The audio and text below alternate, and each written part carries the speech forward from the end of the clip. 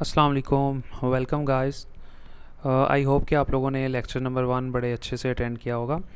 तो मैंने previous 2 lectures के अंदर आप लोगों को बड़े अच्छे से कोशिश की है कवर करवाने की। उसके अंदर हम लोगों ने सबसे पहले एटम की डेफिनेशन को पढ़ा है, ठीक है, और इसके अलावा दूसरी डेफिनेशन भी एटम की है, उसके बारे में हम लोगों ने कल पढ़ा था। और इसके अलावा प्रोटॉन किसे कहते हैं और इलेक्ट्रॉन किसे कहते हैं, इसके बारे में हम लोगों ने थोड़ा डिफ़ाइन किया था। उसके बाद यहाँ पे एक डेफिनेशन है प्लम पुडिंग थ्योरी, लेकिन मैं उससे पहले आपको एक ये लॉन्ग क्वेश्चन है वो पहले अच्छे से करवा देता हूँ। अच्छा देखिए, आज हम लोग इस टॉपिक के अंदर इंशाल्लाह बड़े अच्छे से कवर करेंगे कि कैथोड रेज किस तरह यानी कि डिस्कवर हुई एंड डिस्कवरी ऑफ इलेक्ट्रॉन। यानी ऊपर तो हम लोगों ने सिर्फ डेफिनेशन को पढ़ा ना कि इलेक्ट्रॉन के ऊपर नेगेटिव चार्ज है बस, लेकिन ये इलेक्ट्रॉन डिस्कवर किस तरह से हुआ उसके बारे में हम लोग डिस्कस करेंगे, और कैथोड रेज किसे कहते हैं उसके बारे में हम लोग डिस्कस करेंगे। सबसे पहले मैं आपको डायग्राम बना के कॉन्सेप्ट दे देता हूँ, उसके बाद फिर मैं आपको यहाँ से रीडिंग करवा दूँगा कि कौन सी चीज़ यहाँ पे रेलिवेंट है आपके सिलेबस के और बोर्ड के, और कौन सी चीज़ इररेलिवेंट है, ठीक है। तो अगर आप चैनल पे नए हैं तो आप लोगों से रिक्वेस्ट है कि आप काइंडली इसको सब्सक्राइब कर दें, क्योंकि बहुत मेहनत से लेक्चर्स बनते हैं, बड़ी मुश्किल से मतलब ये सारा कवर करना पड़ता है। तो अगर आप सब्सक्राइब कर देंगे तो ये मेरे लिए बड़ी मोटिवेशन होगी कि आप वाकई वीडियोस को लाइक कर रहे हैं और अच्छे से देख रहे हैं और लिंक को शेयर कर रहे हैं बाकी अपने दोस्तों के साथ। तो ये मेरे लिए बहुत अच्छी मोटिवेशन होगी और मैं इंशाल्लाह मज़ीद अच्छे से काम करने की कोशिश करूँगा। तो थैंक यू सो मच। तो शुरू करते हैं। देखिए, सबसे पहले एक साइंटिस्ट था, उसने एक शीशे की एक ट्यूब ले ली। मैं सिंपल वर्ड्स में आपको समझा दूंगा, ठीक है। उसको डिस्चार्ज ट्यूब का नाम दिया, यानी ये जो ट्यूब थी इसको कहते थे डिस्चार्ज ट्यूब।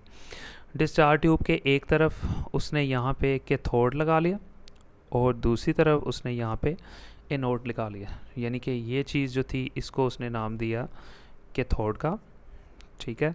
और ये जो चीज़ थी इसको उसने नाम दिया जी एनोड का। अब ये जो कैथोड होता है ना, इसके ऊपर नेगेटिव चार्ज होता है, और ये जो एनोड होता है इसके ऊपर पॉजिटिव चार्ज होता है। ये अब आप सोच रहे होंगे कि ये कैथोड और एनोड पता नहीं कौन सी स्टोरी है। तो अगर आप अपने घर में भी कोई स्विच देखते हो ना, स्विच, तो उसके 2 होल होते हैं जिसके अंदर आप कोई भी शू वगैरह लगाते हो, तो वो एक कैथोड होता है और दूसरा एनोड होता है, ठीक है।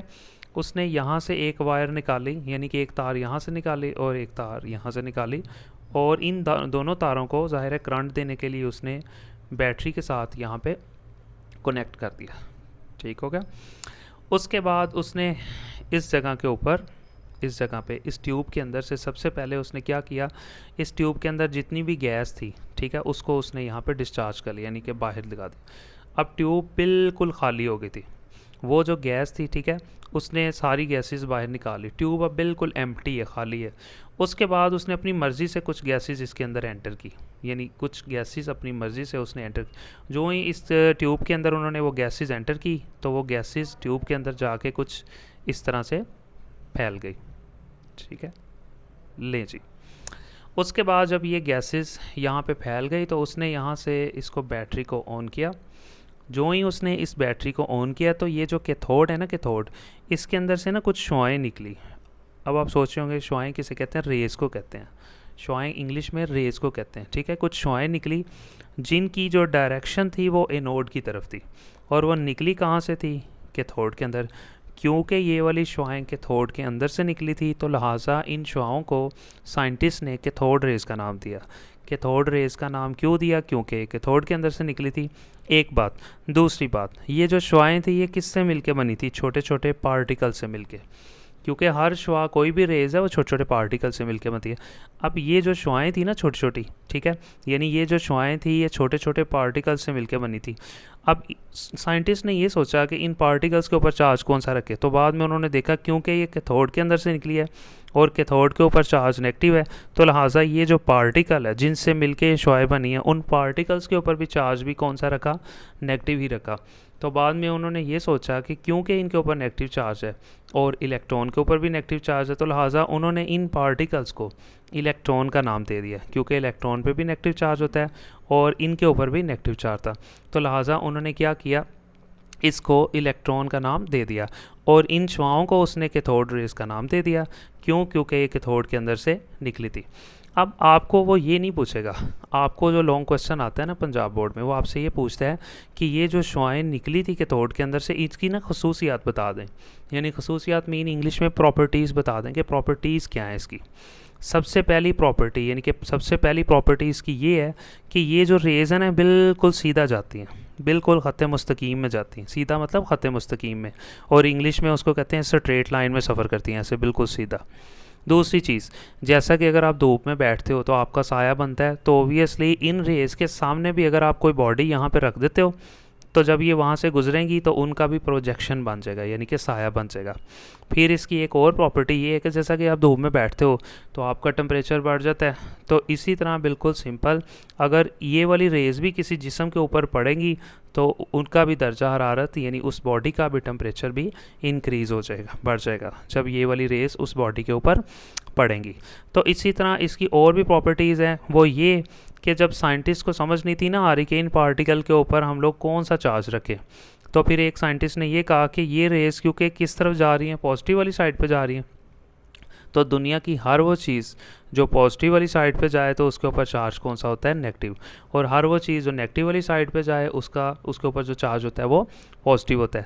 तो इस तरह से ये वाली चीज़ें भी हम लोगों को कवर होगी कि ये किस तरफ जा रही हैं, एनोड वाली साइड पे, और एनोड पे चार्ज कौन सा होता है, पॉजिटिव, तो लिहाजा इनके ऊपर जो चार्ज होगा वो नेगेटिव होगा, क्योंकि हर नेगेटिव चीज़ ने हमेशा पॉजिटिव वाली साइड पे ही जाना होता है। ठीक है, और उसके बाद फिर उन्होंने कुछ साइंटिस्ट ने ये जो इलेक्ट्रॉन था इसका मास यानी उनके पास कुछ मशीन्स थी उनके ऊपर उन्होंने वहाँ पे कवर कर दिया एक चीज़, और फाइनली उन्होंने ये देखा कि ये रेज जब यहाँ से निकली तो कुछ जाके यहाँ शीशे से टकराई। ये जो शीशा था ना, ये जो डिस्चार्ज ट्यूब का शीशा था, ट्यूब का जो शीशा था, कुछ रेज जाके इससे टकरा गई, और जो ही इससे टकराई तो यहाँ पे कुछ रोशनी पैदा हुई। सिंपल सी बात है, शीशा था, यहाँ से आके जब रेज इसको टकराई तो टकराने के बाद यहाँ पे कुछ रोशनी पैदा हुई, यानी कि यहाँ से चमकने लग गई ये वाली ट्यूब। और एक और चीज़ देखिए, सबसे पहले मैं आपको एक चीज़ बता दूं कि परपेंडिकुलर का मतलब होता है 90 के ज़ाविये पे। अभी देखिए ना, एक ये चीज़ है, ठीक है, ये इस तरह से है और इसके अंदर से इस तरह से कुछ चीज़ें निकल रही हैं। तो अगर आप मुझसे पूछते हो कि ये और ये दोनों एक दूसरे की क्या हैं, तो मैं आपको कहूँगा ये और ये दोनों एक दूसरे के परपेंडिकुलर हैं। यानी फॉर एग्जांपल यहाँ से ये शुआएँ निकली, ये शुआएँ कौन सी थी जी, कैथोड रेज थी, और ये क्या चीज़ था, कैथोड था। अब कैथोड इस तरह से हैं और शुआएँ इस तरह से निकल रहे हैं, इसका मतलब है कि ये जो शुआएँ थी ये कैथोड की सिमत से अमूदन निकली थी, यानी कि कैथोड इस तरह से था और शुआएँ इस तरह से निकल रही हैं, यानी ये दोनों एक दूसरे पे 90 के ज़ाविये पे हैं, और इसको कहते हैं परपेंडिकुलर, कि ये शुआएँ कैथोड की सतह से परपेंडिकुलर थी, यानी उर्दू में इसको कहेंगे अमूद थी, ये अमूदन निकली थी। कैथोड ऐसे था और ये ऐसे नहीं निकली, ऊपर की तरफ नहीं निकली, बल्कि एक कैथोड की सिमत के अमूदन निकली है। तो आई होप कि ये आपको प्रॉपर्टीज़ अच्छे से समझ आ गई होगी। तो अब मैं आपको यहाँ से इसकी रीडिंग करवा देता हूँ, फिर आपको अच्छे से क्लियर हो जाएगा टॉपिक। देखिए, सबसे पहले इसके अंदर आपको डायरेक्ट वो करेक्टर यानी कि ये प्रॉपर्टीज़ के बारे में पूछता है कि इसकी करेक्टरिस्टिक्स लिखें। सबसे पहली कोई सी 5 आपसे पूछता है, आप 6 कर लें फिर भी। दीज रेज, सबसे पहले उसने ये कहा हुआ है, ले जी, दीज रेज यानी ये शुआएँ, यानी कि ये कैथोड रेज की बात कर रहा है, ट्रैवल सफ़र करती हैं इन स्ट्रेट लाइन, बिल्कुल सीधी लाइन में, लेकिन perpendicular to the cathode surface. इस लाइन का मतलब ये है कि कैथोड की सरफेस ऐसे थी, ठीक है, और ये रेज जो निकल रही थी ये इसके परपेंडिकुलर थी, अमूदन थी। कैथोड ऐसे था और ये ऐसे निकल रही थी, कैथोड की सतह के ये अमूदन थी।